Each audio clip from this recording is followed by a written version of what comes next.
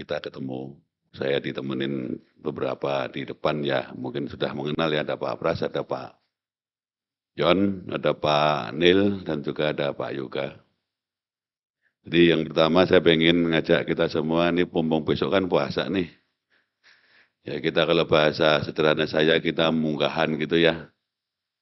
Sama-sama kita mendudukkan diri untuk bersiap berpuasa, makanya kita kumpul, ketemu kan gitu ya.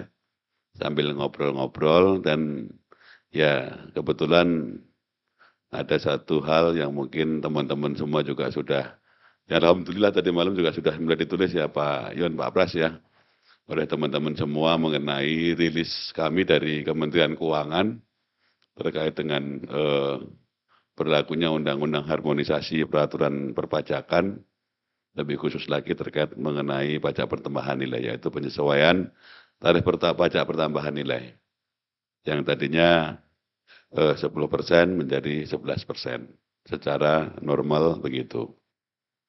Nah hari ini saya malah kepingin nih, paling tidak kita memperdalam cerita ya. Kalau teman-teman ada yang mempunyai concern, pengen diklarifikasi kan gitu ya, saya pengen membuka ruang untuk diskusi. Karena kalau membaca surat rilis kita sudah clear ya teman-teman ya. Mungkin kalau kemarin satu hal saja ya barangkali di halaman berapa ya, kalau dari urutan depannya itu kan penyesuaian tarif, kemudian kebijakan merupakan bagian fondasi sistem perpajakan, kemudian yang berikutnya ada beberapa jenis barang dan jasa yang masih tetap diberikan fasilitas bebas PPN kan gitu ya kalau urutan press release-nya. Kemudian ada beberapa jenis barang dan jasa yang memang masih tidak dikenakan PPN. Kemudian yang lain ini sebagai bagian reformasi mungkin kemarin perlu sedikit ditambah jelaskan dulu ya. Yang ke penurunan tarif 15 ke 5% pajak penghasilan orang pribadi, itu sebetulnya kan bracket 50 sampai dengan 60 sebetulnya yang turun. Karena dari bracket 0 sampai dengan 50 kan memang sudah di 5%. Kalau di press release kemarin yang diterima mudah-mudahan teman-teman nggak salah mengutipnya. Jadi kalau di press release itu yang nomor 5 tuh sebagai bagian dari reformasi. 5A ya, kalau ada teman-teman membawa press release-nya kemarin. Jadi sedikit klarifikasi aja. Karena untuk bracket 0 sampai 50 juta di atas PTKP kan memang sudah dikenakan tarif 5%. Nah, Undang-Undang HPP ini memberikan untuk tambahan bracket 50 sampai dengan 60. Saya cuma mengklarifikasi yang ada di press release. Kemudian satu lagi untuk yang 5B-nya, fasilitas pembebasan untuk wajib pajak UMKM itu mohon dibaca WPOP UMKM. Jadi pembebasan sampai dengan omset 500 juta biar clear apa yang seperti diatur atau dituliskan dalam Undang-Undang Harmonisasi Peraturan Perpajakan. Jadi sedikit klarifikasi di situ. Nah, monggo kira-kira teman-teman kalau hal-hal cerita mengenai pelaksanaan Undang-Undang Harmonisasi Peraturan Perpajakan sudah ada dituliskan dalam rilis itu yang mungkin menjadi concern kami, sekalian saya report kepada teman-teman ya. Tadi malam untuk aplikasi yang baru juga sudah kita deploy untuk e-faktur, relasi terkait dengan pelaksanaan undang-undang harmonisasi ini. PPN menjadi 11%, berarti kita harus mengubah sistem di aplikasi e-faktur. Dan tadi malam mulai setengah 1 sebetulnya ya, kita sudah mulai lakukan pemutakhiran aplikasinya. Kemarin saya tanyain teman-teman wartawan tuh, Yusuf kalau nggak salah ya, mengenai aplikasi faktur pada waktu preskon APBN kalau nggak salah. Dan juga teman-teman beberapa kemarin menyampaikan pertanyaan. Jadi secara kesiapan sistem administrasi, insya Allah kita siap. Dan hari ini tadi pagi report sudah tersetting. Kita lakukan uji coba. Dan mudah-mudahan saat ini sudah bisa live untuk sistem aplikasi e-fakturnya. Jadi harapan besarnya pasti ada lag sedikit dari tadi malam sampai tadi pagi. Dan di Pak Anil juga sudah memberikan pemberitahuan ya Pak Anil ya kepada publik ya. Sistem aplikasi faktur sedang dalam pemutakhiran. Dan insya Allah pagi ini bisa digunakan untuk bertransaksi. Memunculkan atau menerbitkan faktur pajak dengan ketentuan sebagaimana dimaksud dalam Undang-Undang Harmonisasi Peraturan Perpajakan. Jadi insya Allah tidak ada hambatan mengenai sistem administrasinya. Kemudian yang lain, mungkin teman-teman kalau ada yang sekiranya pengen membawa concern pertanyaan, saya persilahkan. Tapi secara prinsip, kebijakan sudah dijalankan, sistem administrasi kita siapkan dan sudah dijalankan, dan mudah-mudahan kita semua dapat menjalankan undang-undang yang sudah diundangkan di tahun 2021 itu betul-betul dapat berjalan dengan lancar tanpa halangan suatu apapun juga.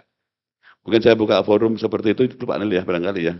Lebih banyak saya pengen ya kita diskusilah ya dengan teman-teman semua apa-apa yang menjadi concern teman-teman, monggo silahkan. Di situ saya pikir sudah banyak lah, itu ada beberapa poin ya, termasuk beberapa turunan dari undang-undang yang berhubungan langsung dengan tarif. Pasti kita dahulukan penyelesaiannya. PMK yang terkait dengan perubahan tarif tadi ya, itu kita sesuaikan, kita lakukan, dan segera kita rilis.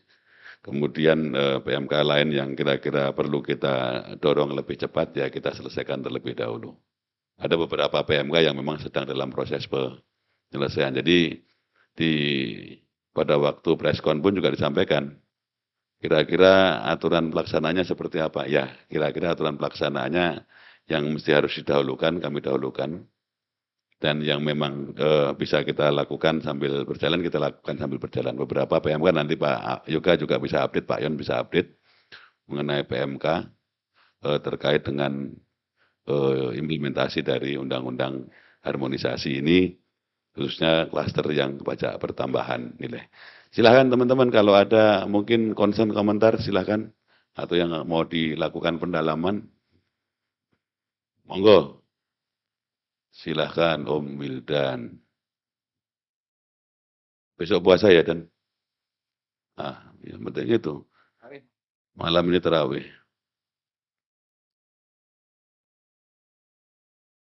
Enggak bunyi mikrofonnya.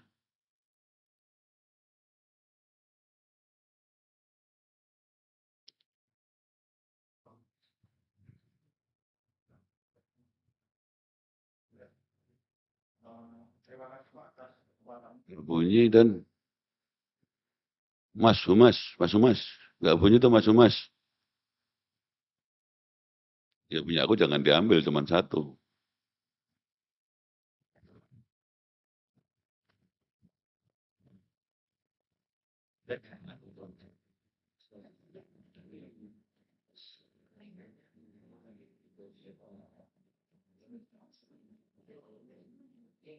Mas, ya, terima kasih Pak atas kesempatannya Pak. Mungkin ada beberapa pertanyaan Pak. Pertama mengenai faktur pajak Pak. Untuk dari sisi kewajiban untuk membuat faktur, kalau dari barang-barang yang sebelumnya dikecualikan ini kan banyak yang sekarang dibebaskan Pak ya, dan kalau dibebaskan kan ada faktur pajaknya seperti itu. Nah ini mungkin untuk barang-barang yang seperti beras, jasa kesehatan, jasa pendidikan yang sebelumnya ada di pasal 4A itu yang dikecualikan, apakah seketika sudah kewajiban untuk mengirimkan faktur pajak atau nanti ada ketentuan lain, Pak? Lalu kedua mengenai emas batangan yang ada di rilis ini, Pak.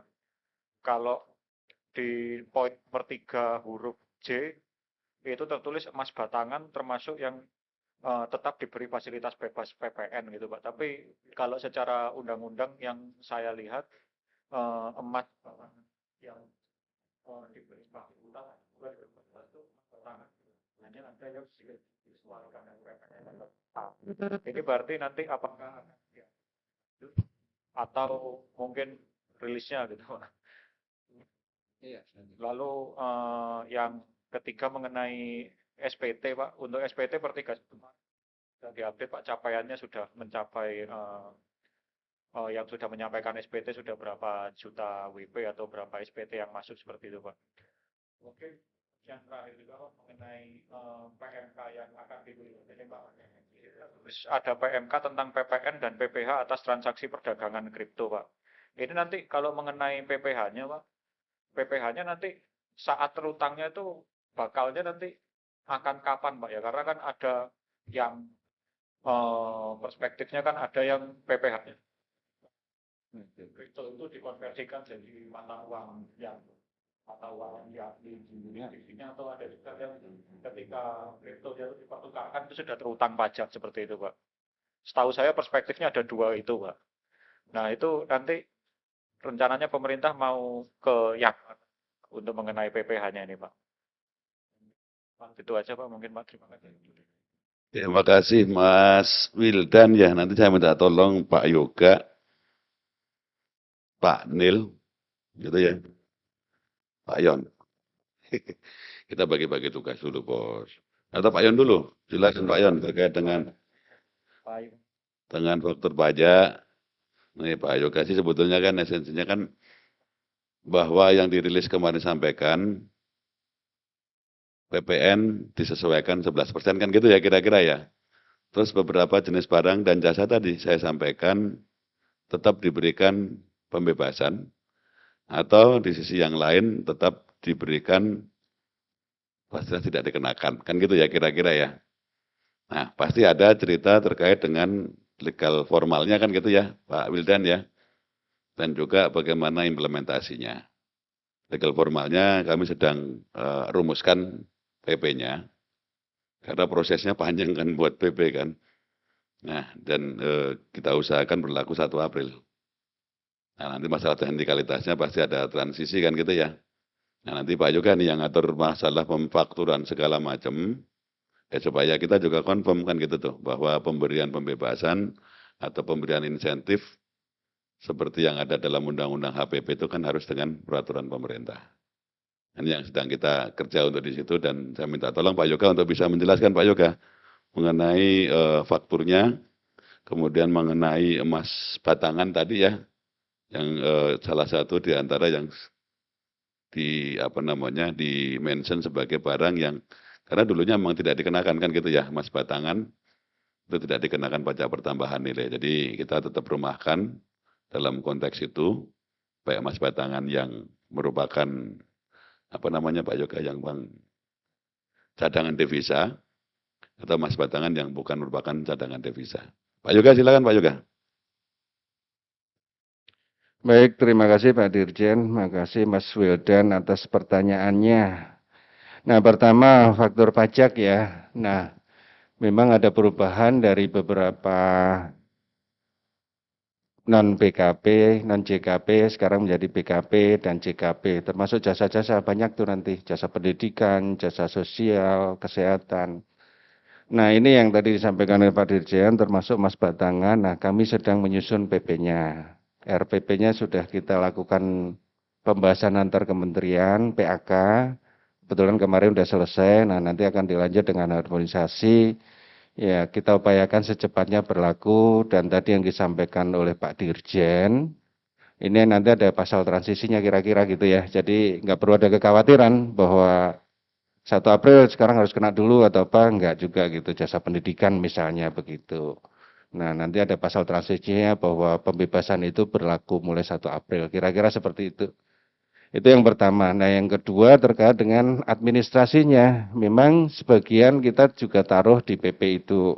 Misalnya, untuk jasa-jasa tertentu, terutama jasa, yang memang selama ini enggak kena ya, dan kemudian nanti dibebaskan, kita taruh juga misalnya sekolahan, pendidikan, itu nggak usah jadi PKP gitu kan. Jadi nggak perlu diribetkan dengan administrasinya. Walaupun nggak semua ya, tapi yang pendidikan atau kesehatan yang semata-mata memang bergeraknya di situ, menyerahkan jasa itu, yang semula tidak dikenakan sekarang dibebaskan, ya kita relief saja administratifnya. Kita komitmen kita memang nggak ingin terlalu membebani masyarakat atau wajib pajak dengan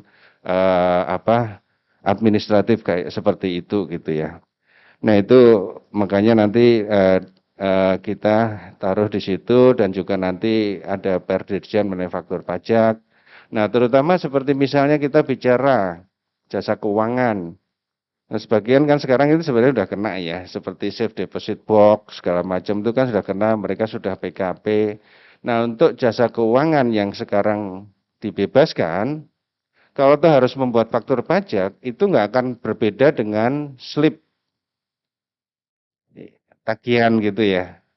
Nah, kita benar-benar pengen mempermudah, tidak ingin membebani. Nah, itu yang nanti kita akan formulasikan di dalam PP maupun dari aturan lanjutannya dan kita kembali lagi tidak ingin membebani wajib pajak dengan administratif harus membuat faktur pajak standar segala macam itu enggak. Nah, itu. Nah, mungkin yang kedua mungkin saya enggak menjawab pertanyaan tapi saya ingin ini sedikit cerita aja mengenai faktur pajak itu. Faktur pajak tarifnya naik. Perlu aturan peralihan enggak? Perlu aturan khusus enggak? Enggak kan? Kita sesuaikan aja e-faktur aplikasi tadi di-mention Pak Dirjen. Jadi di e-faktur yang versi sekarang yang sedang dideploy itu tarifnya sudah 11%, nah kan gitu. Jadi tidak perlu peraturan khusus untuk yang tarif umum itu dari 10 ke 11%, membuat aturan PMK atau PP tidak perlu. Jadi otomatis saja karena undang-undangnya juga bicara seperti itu, maka ya langsung gitu. Faktur pajak yang dibuat mulai 1 April ini ya memang harus sudah 11%. Kira-kira seperti itu gampangannya. Nah, Mas Batangan tadi, nah kira-kira juga sama seperti ini, sudah terjawab juga ya Mas Batangan sama beberapa barang yang lain. Mungkin itu dulu Pak Dirjen, dua itu nggih Pak Dirjen untuk pertanyaan dari Mas Wildan, silakan. Pak Yon mau nambahin, silakan. Saya mungkin yang kalau 2 udah gitu. Oke, jadi yang faktur sama Mas clear ya, Mas Wildan ya. Jadi pokoknya yang jelas kami tidak membuat administrasi lebih sulit lah. Kita usahakan semudah mungkin, kan gitu ya. Kemudian yang kedua ya kita mesti dudukkan legal formalnya yang clear juga. Untuk yang SPT Pak Anil, mungkin update terakhir Pak Anil. Baik, terima kasih Pak Dirjen, rekan-rekan wartawan yang saya hormati dan saya banggakan. Untuk menjawab yang disampaikan Mas Wildan tadi pertanyaannya. Ya. Jadi sampai dengan tadi malam ya jam 00 lewat 01 update SPT total seluruhan untuk tahun 2022 sampai dengan 31 Maret total sebesar 11.463.802 SPT. Ya. Ya. Untuk SPT orang pribadinya sendiri ya adalah sebesar 11.169.552 ya. Itu berarti untuk SPT badan yang nanti batas waktu masih tanggal 30 April ini ada 294.250.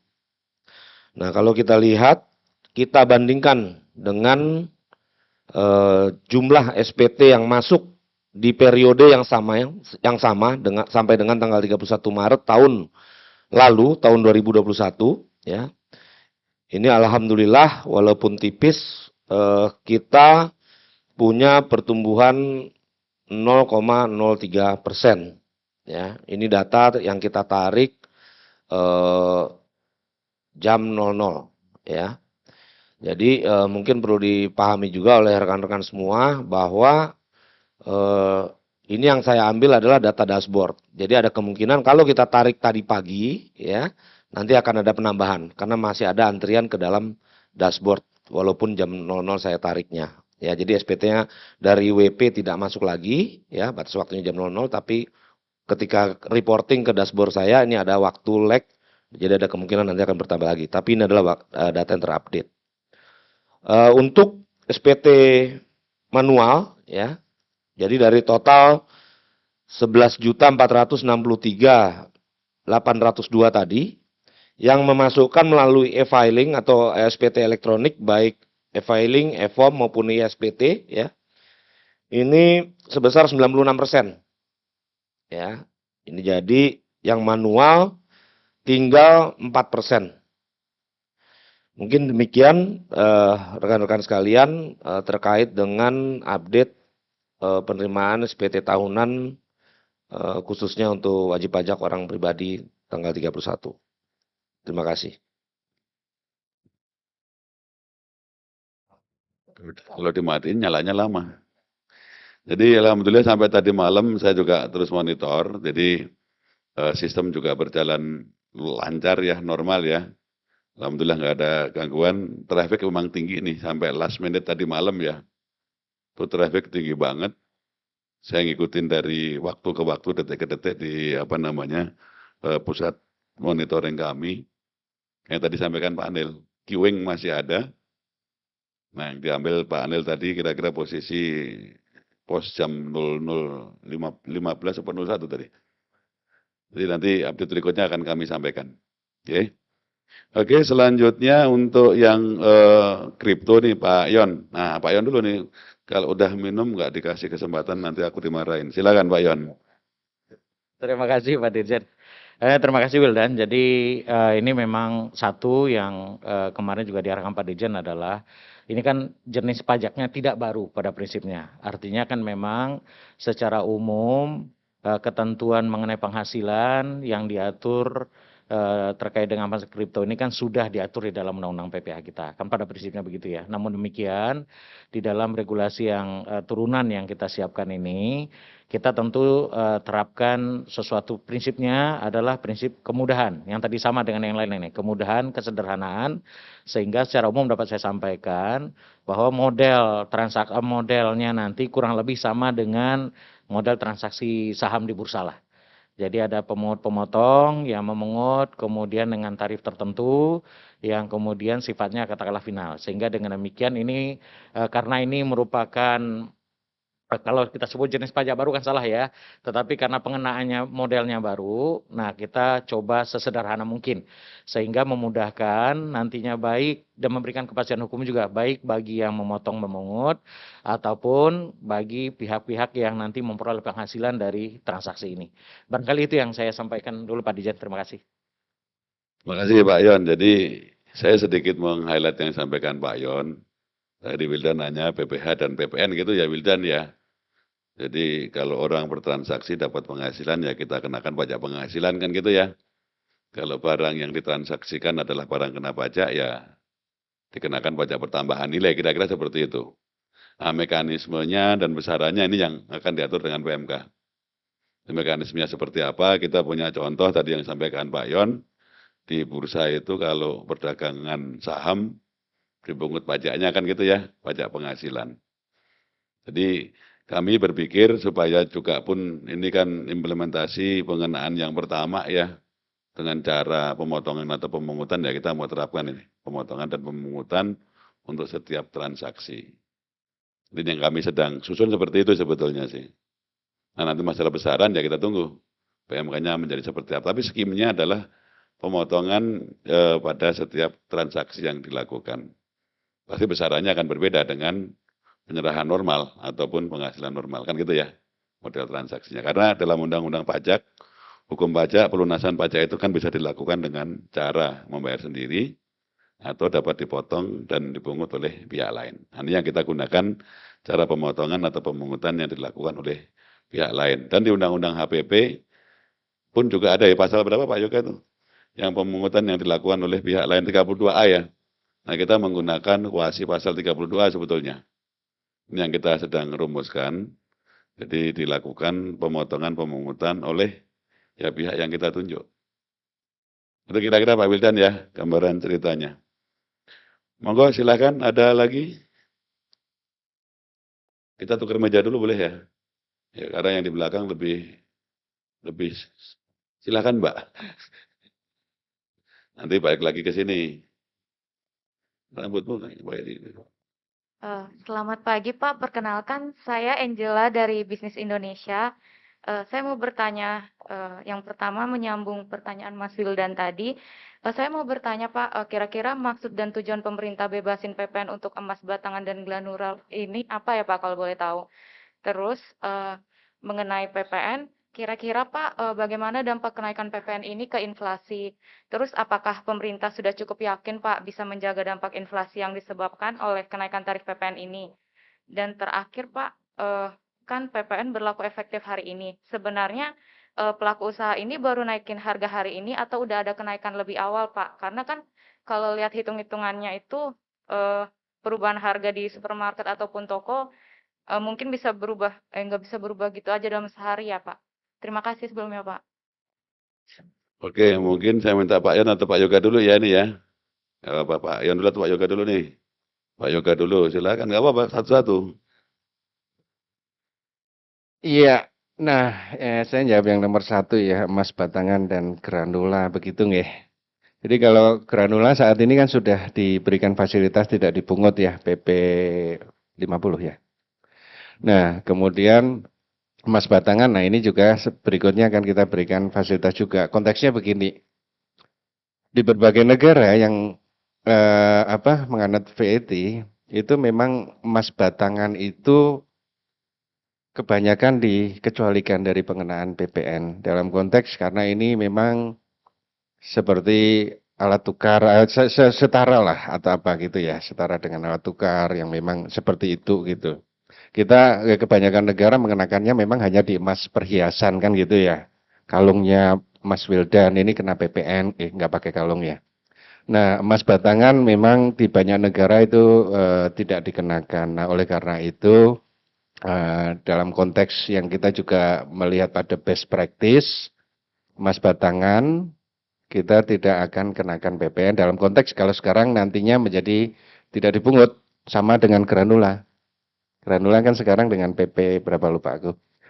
Itu tidak dipungut dan di satu sisi itu akan mendukung industri hilirisasi emas.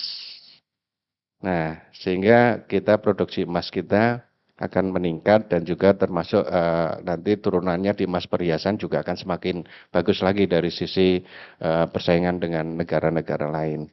Kira-kira seperti itu. Mungkin emas saja ya Pak ya saya ya. Oke. Jadi kira-kira gitu ya Mbak, siapa namanya tadi? Angela ya? Angela Pak Angela? Angela. Jadi kira-kira logiknya seperti itu supaya kalau saya lebih tahun satu disetarakan dengan alat tukar ya sebetulnya ya. Kemudian yang kedua ya kita pengen mengencourage hilirisasi. Karena kita ini kan punya banyak apa namanya hasil bumi ya berupa emas biji emas kan gitu ya.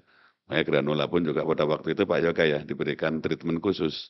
Karena granula ini adalah bahan baku pembuatan emas batangan.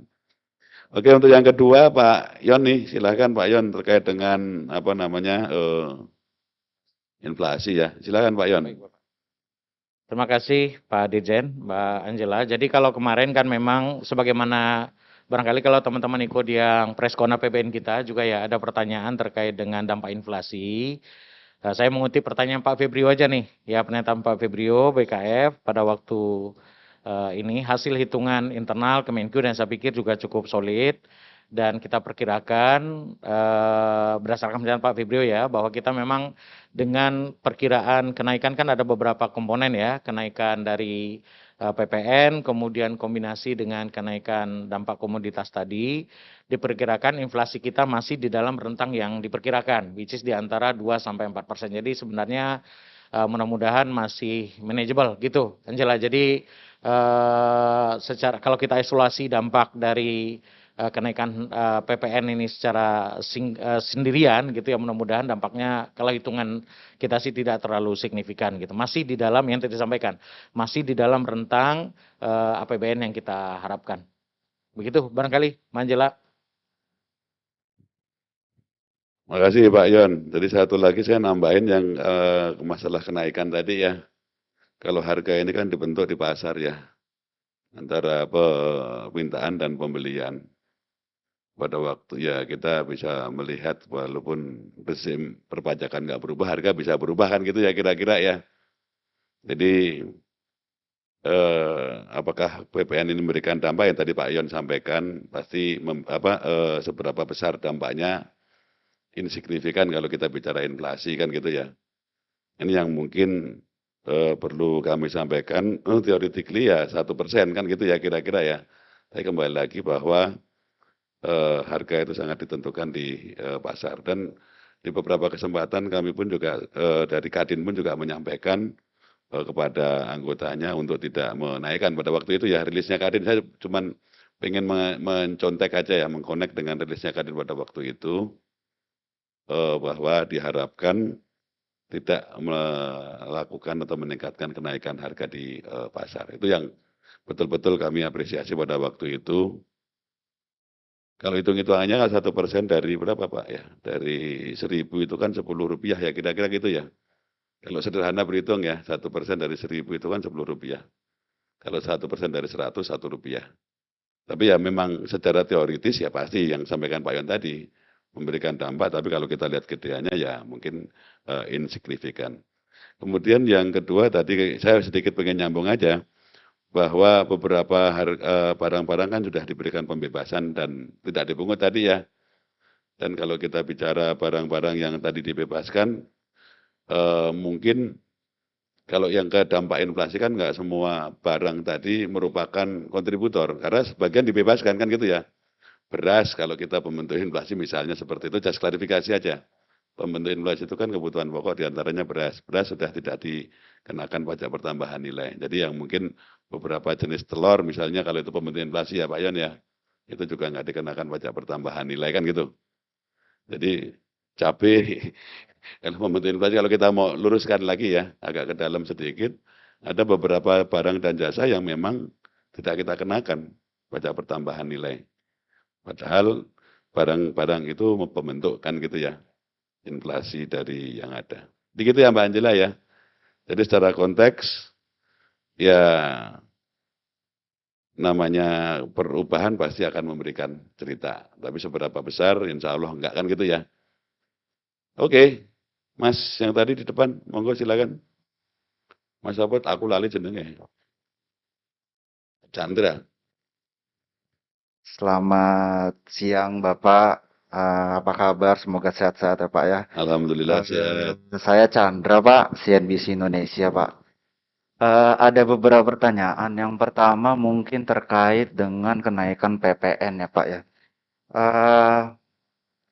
Saya pengen tahu aja sih Pak soal dampak psikologis kenaikan PPN ini seperti apa gitu, terutama kepada produsen dan pedagang karena biasanya Pak ya ketika harga barang naik, sekitarnya itu pasti akan naik gitu meskipun tidak berhubungan secara langsung gitu loh.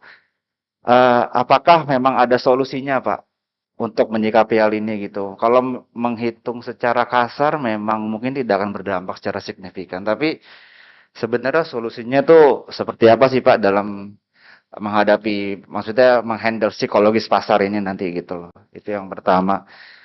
Kedua tadi menyambung mengenai inflasi Pak. Pak Yon boleh nggak dirinci Pak?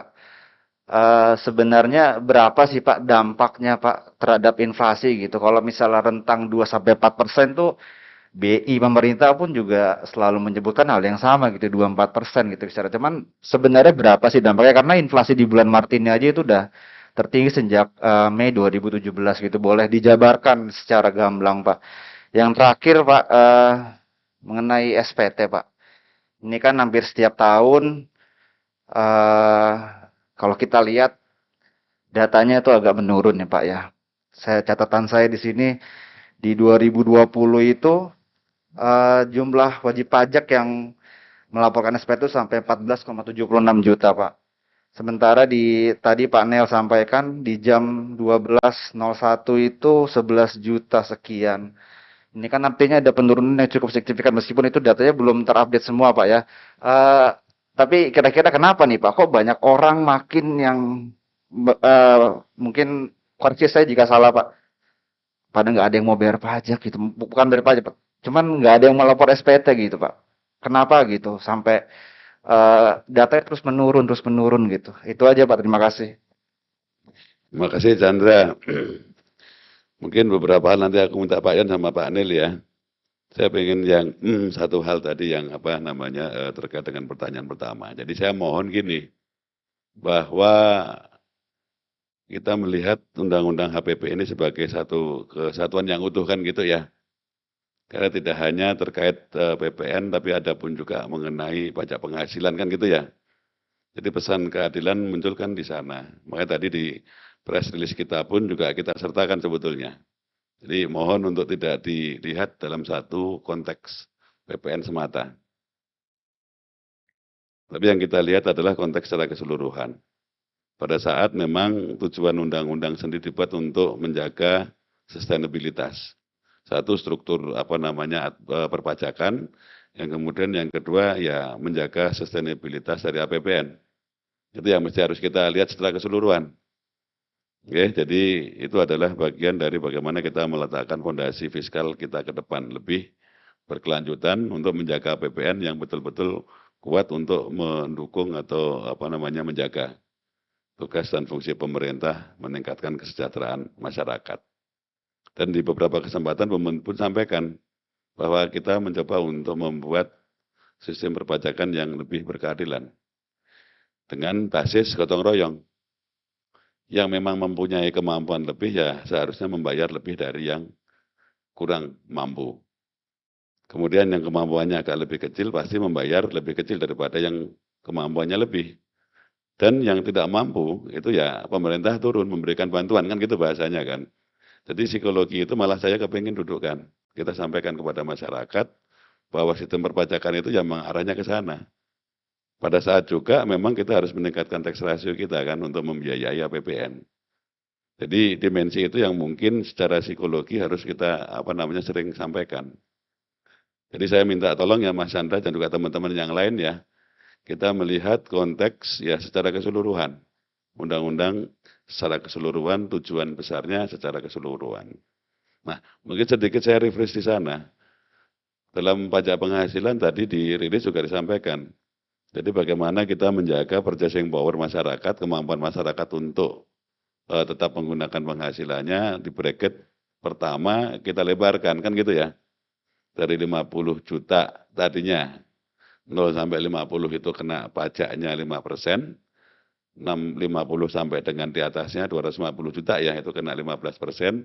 Nah bagian yang 10 juta di bracket kedua tadi, 50 sampai dengan 60 juta dikenakan tarif pajak 5%. 10% lebih rendah dari tarif pajak sebelumnya, kan itu tuh. Jadi ini yang terus kita sampaikan. Bagi memang yang penghasilannya di atas PTKP. Kemudian di sisi yang lain untuk pajak penghasilan ada tarif 35% untuk penghasilan di atas 5 miliar di atas PTKP. Jadi fungsi untuk gotong royong yang berkeadilan kita munculkan di sana. Dan di samping itu juga ada di sisi yang lain bagi UMKM orang pribadi dengan penghasilan sampai dengan 500 juta ya omsetnya ya, itu tidak dikenakan pajak penghasilan. Jadi saya mohon teman-teman ada beberapa dimensi yang memang kita letakkan pada saat kita mendudukkan bahwa untuk apa namanya tarif pajak pertambahan nilai ini kita naikkan menjadi 11%. Jadi psikologi itu ya sebetulnya yang mesti harus kita sampaikan. Oke, itu yang pertama. Kemudian yang kedua mungkin Pak Yon aku minta tolong deh. Yang inflasi kalau inflasi Pak Yon nih yang tahu angkanya nih ya. Silakan Pak Yon nanti Pak Anil aku minta tolong yang SPT karena SPT yang dihitung sama Chandra tadi kan tahun 2021 ya.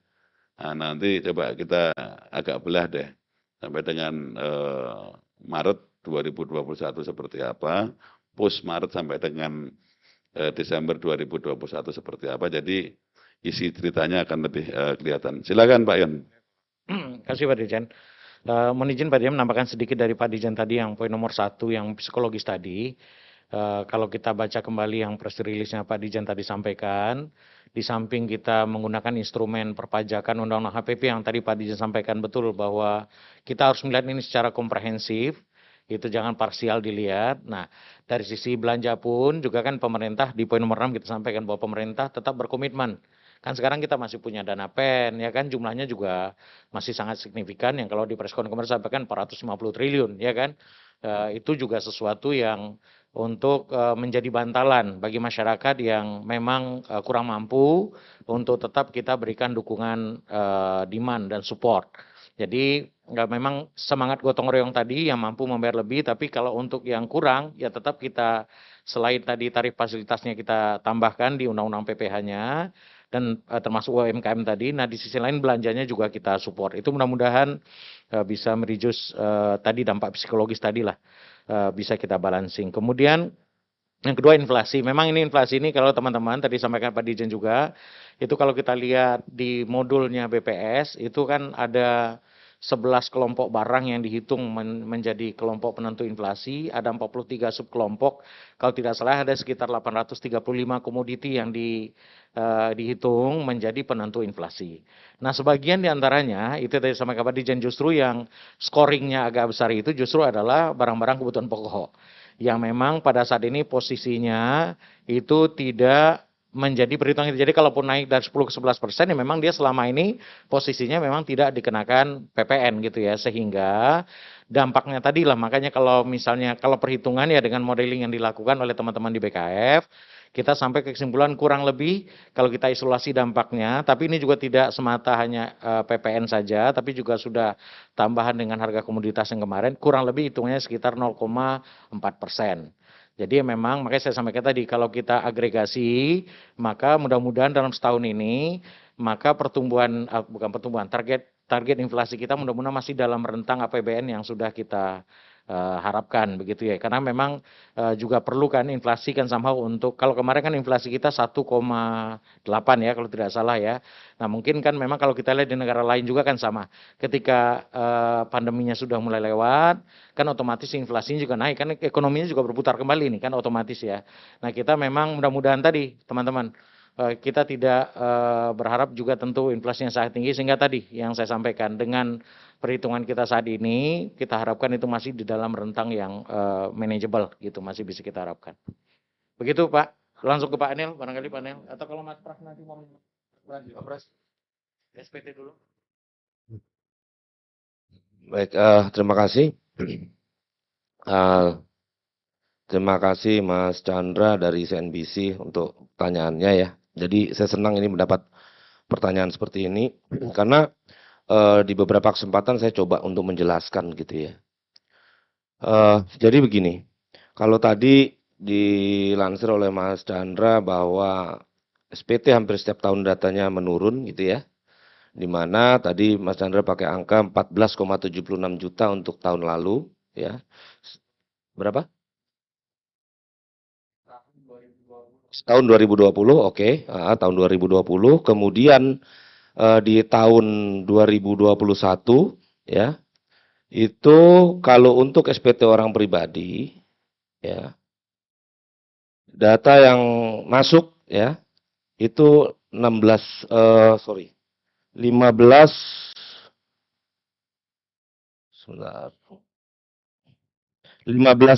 juta 345 untuk orang pribadi. Ya, kita bicara orang pribadi aja dulu. Nah, kemudian tadi barusan saya sampaikan sampai dengan 31 Maret tahun 2022 untuk SPT 2021 adalah sebesar 11,4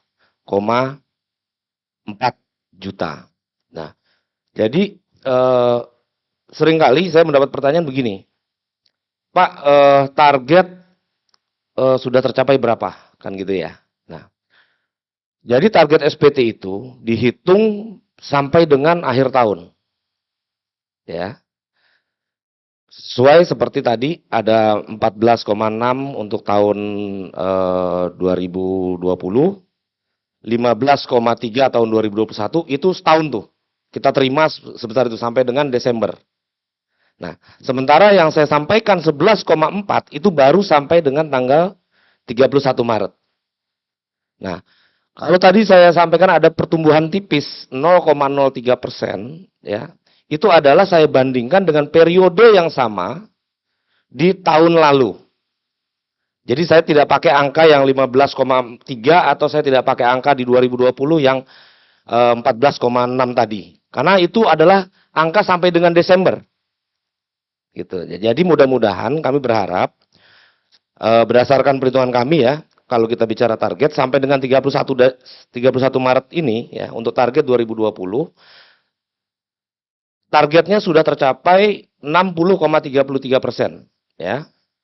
Nah, itu yang tadi equal dengan 11,4 ya. Nah, jadi mudah-mudahan ini kita masih berharap nanti ada SPT yang terlambat lapor ya, yang akan masuk ya. Kemudian dia akan bisa melampaui di Desember nanti sebesar angka di tahun 2021 sampai dengan Desember. Ya, jadi kalau kita bicara target, bukan target sampai 31 Maret, tapi target sampai dengan 31 Desember. Ya. Nah, sedikit saya tambahkan bahwa untuk target sendiri ya, itu kita punya yang namanya SPT wajib pajak, wajib SPT, lapor SPT ya. Nah, itu adalah total dari keseluruhan. Nah, kemudian target kita itu tergantung dari angka rasio kepatuhan yang kita harapkan di tahun itu.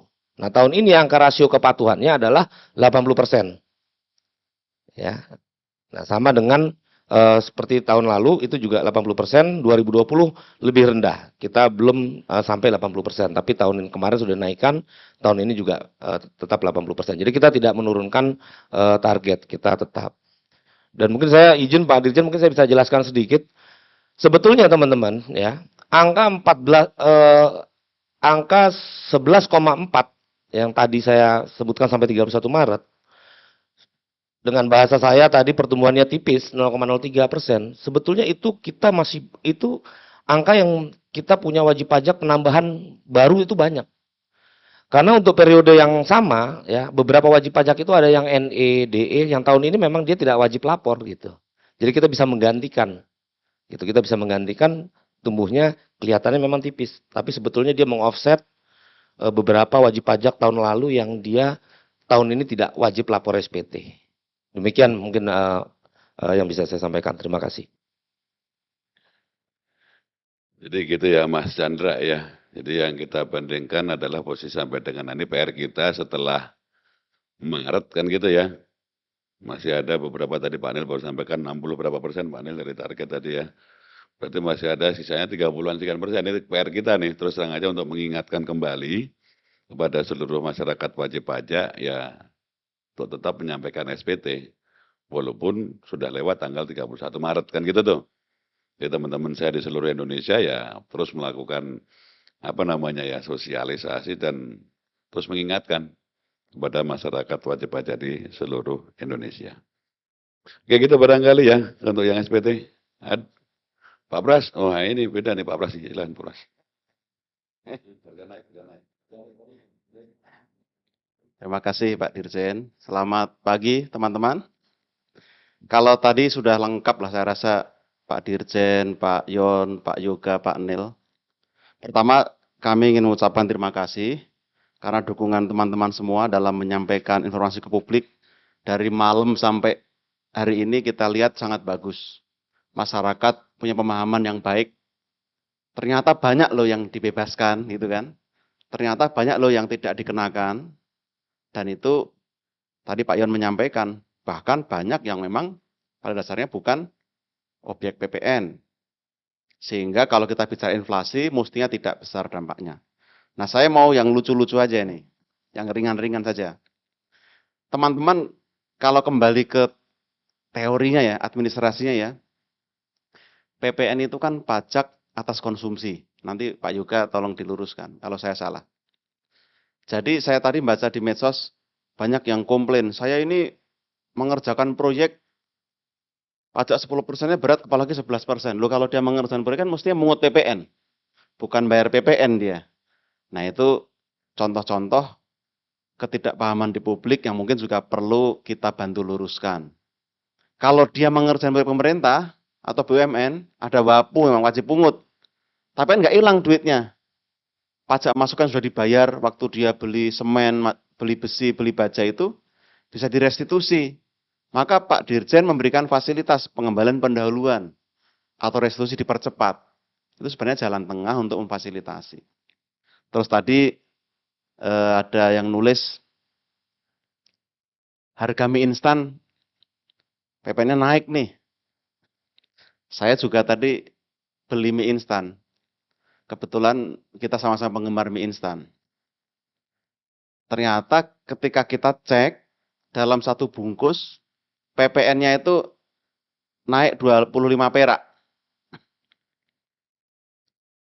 Kalau yang dinaikkan ya. Tapi ini asumsinya naik. Saya hitung 25 perak dari 1 April dibanding 31 Maret. Wah, ini luar biasa kontribusi para penggemar mie instan pada negara nih. 25 perak dikontribusikan. Kalau dikalikan sekian banyak jadi gede juga. Tapi nggak berasa. Itu dipakai buat bayar pipis saya nggak boleh. 25 perak. Kita pipis di toilet umum 2.000 atau 3.000 perak. Jadi kalau di-compare begitu ternyata ya kita bersyukur PPN ini secara diam-diam menghanyutkan. Karena ini kontribusi yang tidak terasa. Masyarakat hanya nambah kontribusi 25 perak, 20 perak, 100 perak. Tapi begitu dikumpulkan se-Indonesia, gotong royong jadi gede duitnya. Nah ini yang kita harapkan menjadi pemahaman publik. Di samping tadi yang disampaikan Pak Dirjen, Pak Yoga, banyak barang sudah diberi fasilitas. Nah bagaimana dengan barang-barang yang normal? Kemarin ada teman wartawan nanya, Pak, pulpen berarti naik. Kalau harga tidak naik sebenarnya. Malah kalau dalam teori ekonomi itu ada subsidi oleh penjual atau backward ya, yang ke belakang. Dia tidak di forward pada konsumen tapi backward ke belakang. Karena pengusaha melihat margin saya masih cukup, nggak usah naikin. Saya ambil aja marginnya. Tetap laku barang saya. Itu contoh. Dan itu saya rasa juga akan diambil. Tadi terima kasih CNBC menulis misalnya ternyata beberapa penyedia jasa di pasar modal itu menanggung PPN itu misalnya. Karena marginnya masih cukup. Jadi ini mekanisme di masyarakat yang berjalan dengan normal. Dan ini gotong royong lagi-lagi. Ternyata para pengusaha yang marginnya cukup lebar mau berkontribusi. Nah kami rasa ini bagus dan mudah-mudahan jadi pembelajaran yang baik. Tapi kalau sedikit saya mengingatkan, waktu kita diskusi RUU KUP ya, teman-teman ingat, wah ini Pak Dirjen, Pak Yoga mau ngenain PPN ke semua barang dan jasa ini, dulu gitu kan diskusi ya.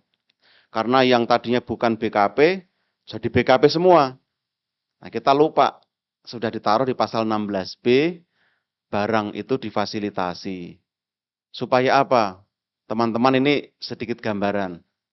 Dulu sebelum Undang-Undang HPP, kalau ada pedagang beras, pedagang daging, atau ikan masuk ke pasar, nggak kecatat.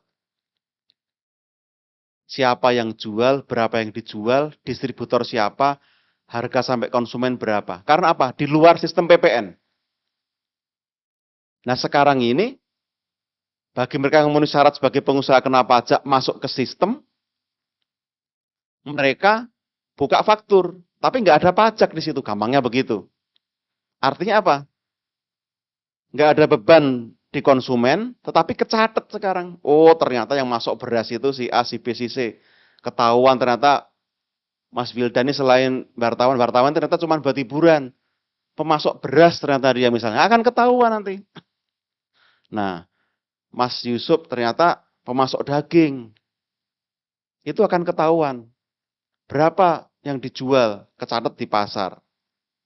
Berapa didistribusikan, siapa aja akan kecatat. Nah itu saya rasa perbaikan administrasi yang menjadikan ini bagus. Kemarin ada apresiasi juga, tidak semata-mata ternyata untuk kepentingan pajak Pak Yoga ya. Untuk menghitung ekonomi secara keseluruhan akan jadi ketahuan. Nah itu mudah-mudahan menjadi pemahaman kita semua. Saya rasa nggak ada niat lah pemerintah tuh nggak ada yang pengen menzolimi, menjahati warganya, rakyatnya. Tidak mungkin. Bahkan kalau bisa difasilitasi. Nah mudah-mudahan nanti peningkatan uang pajak bisa dibelanjakan lebih baik, lebih kuat untuk belanja publik. Harapannya kan itu sebenarnya. Dan mudah-mudahan nanti ya harapannya kalau di medsos tadi ini semua naik ya Mas Chandra ya, yang belum naik gaji saya. Nah, mudah-mudahan habis ini dengan semakin banyak aktivitas gaji kita juga meningkat. Yang jelas yang tidak boleh naik itu sepatu. Kalau sepatu sampai naik di meja itu kurang ajar namanya.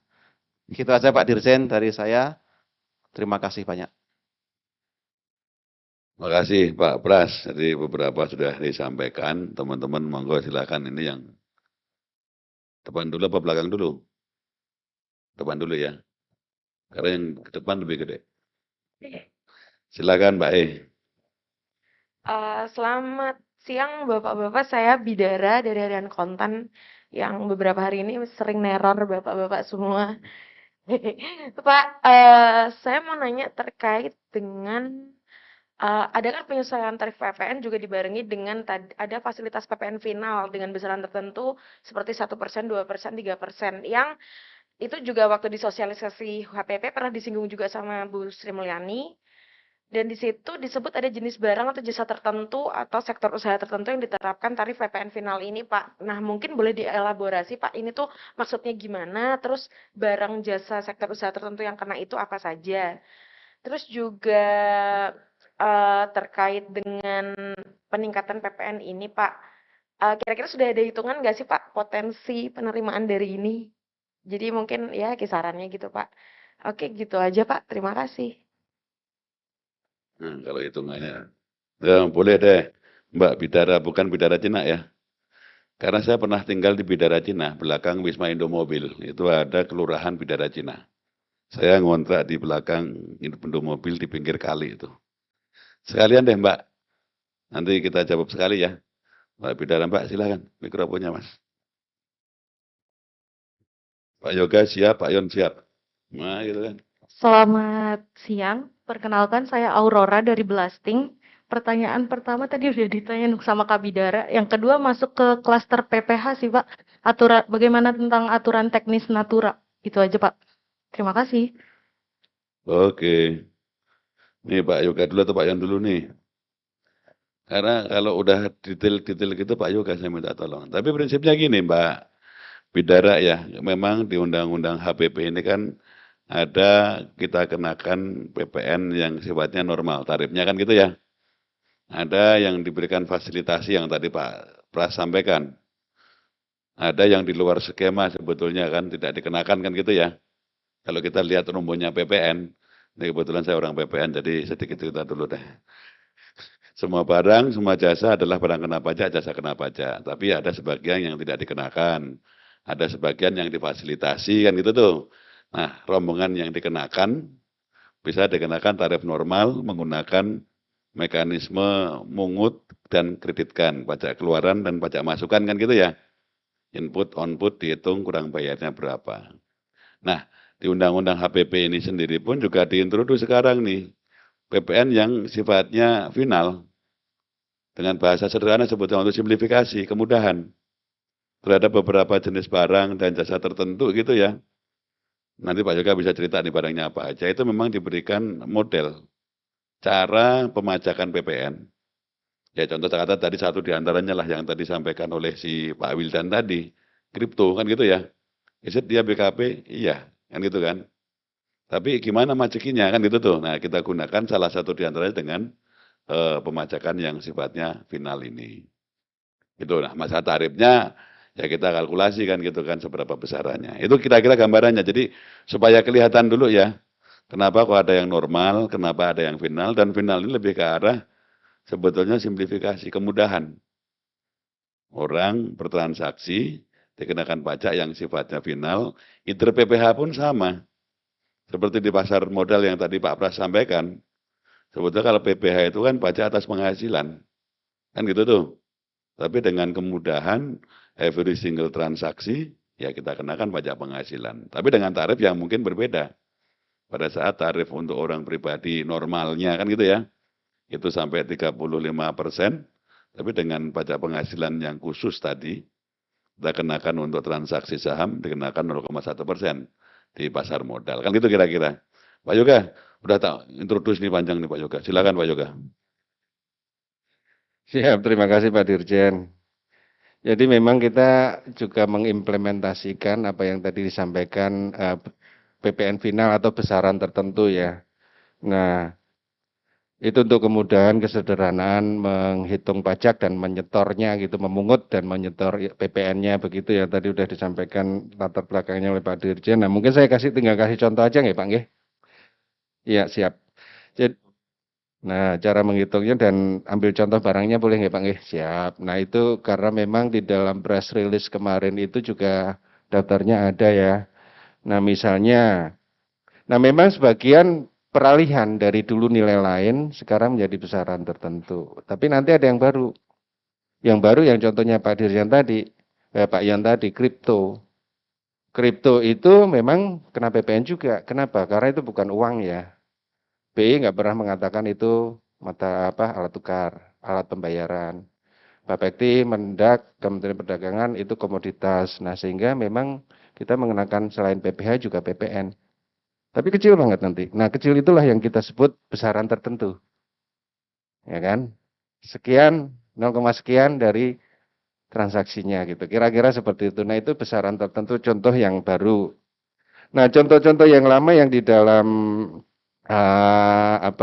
di press release itu misalnya barang hasil pertanian tertentu yang di F itu, yang di press release yang F itu. Kemarin skemanya itu adalah nilai lain gitu ya. Nah, sekarang itu adalah besaran tertentu. Nah, kita memang juga melakukan penyesuaian tarif. Nah, nanti teman-teman melihat di dalam press release itu bahwa ada PMK-PMK yang berubah.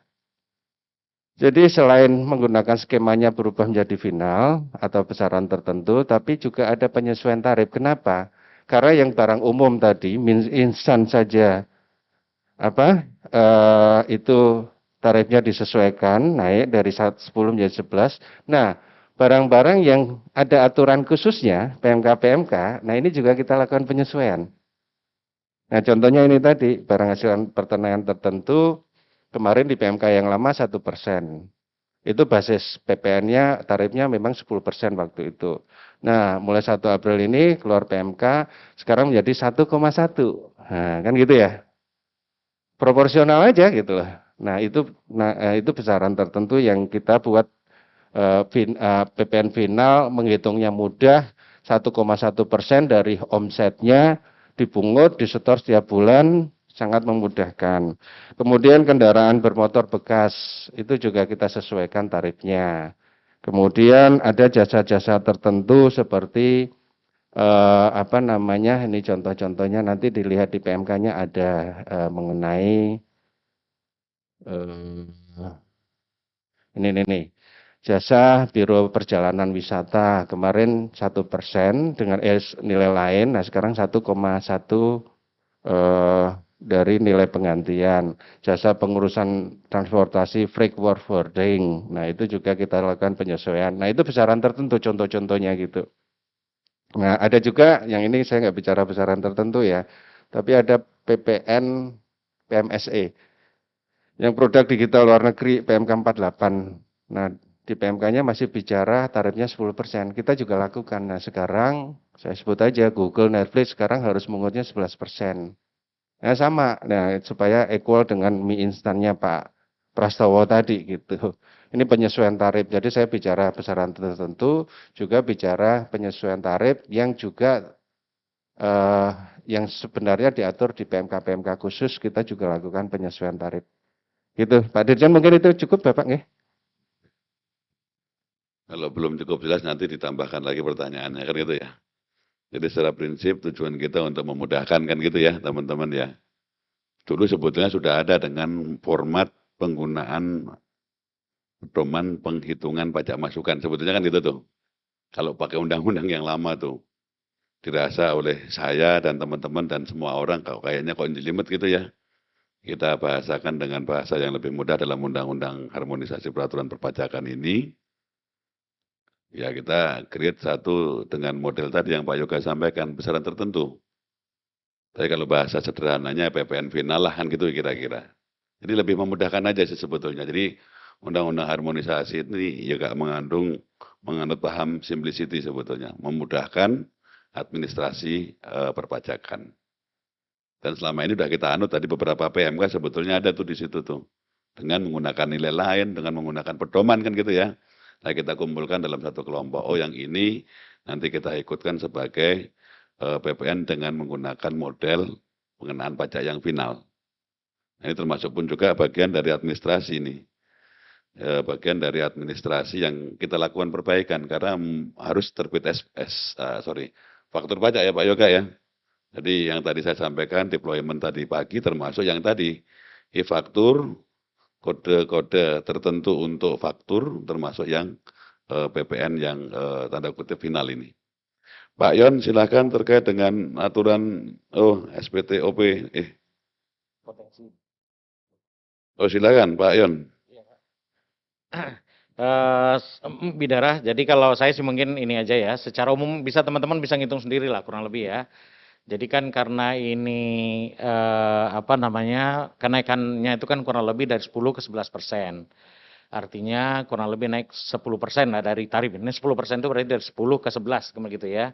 Jadi teman-teman bisa ngitung sendiri, lihat aja tahun lalu penerimaan PPN-nya berapa.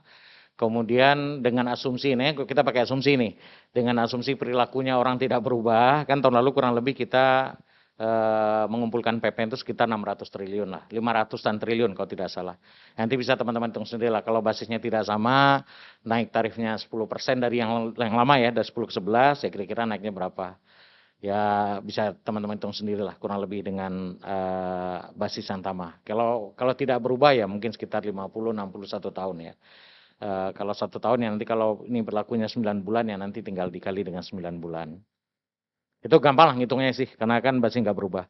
Yang kedua, aturan teknis natural sekali Pak Dirjen ya, dari Aurora ya. Jadi pada saat ini dapat kami sampaikan juga, proses harmonisasinya sudah selesai gitu ya Pak Yoga ya, yang untuk yang peraturan pemerintah. Jadi mudah-mudahan sekarang dalam proses pengundangan, mudah-mudahan nggak lama lagi aturan terkait dengan PPH, itu sudah bisa kita keluarkan di dalamnya, tentu mencakup mengenai Natura tadi yang ditanyakan. Yang mudah-mudahan nggak lama lagi akan segera terbit aturan ininya, pelaksanaan.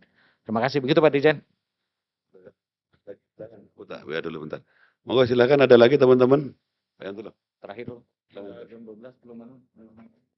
Baik, Bu Ewi, waktunya gimana? Ini sudah 11.45. Mungkin nanti untuk teman-teman yang belum sempat ya, saya mohon maaf, mungkin bisa disampaikan ke Bu Ewi ya. Nanti kita akan jawab ya. Terima kasih. Terima kasih teman-teman atas kehadirannya, atas pertanyaannya. Terima kasih Pak Dirjen, Pak Yus, Pak Yon, Pak Yoga, Pak Nel. Karena kita mau sholat Jumat, jadi sangat disayangkan kita harus berakhir di sini. Dan teman-teman silahkan dinikmati hidangannya. Mohon maaf karena kemarin terburu-buru ini available-nya di sini. Jadi sekali lagi terima kasih atas kehadiran teman-teman semua. Selamat menikmati hidangan. Saya tutup wabillahi taufik wal hidayah. Wassalamualaikum warahmatullahi wabarakatuh.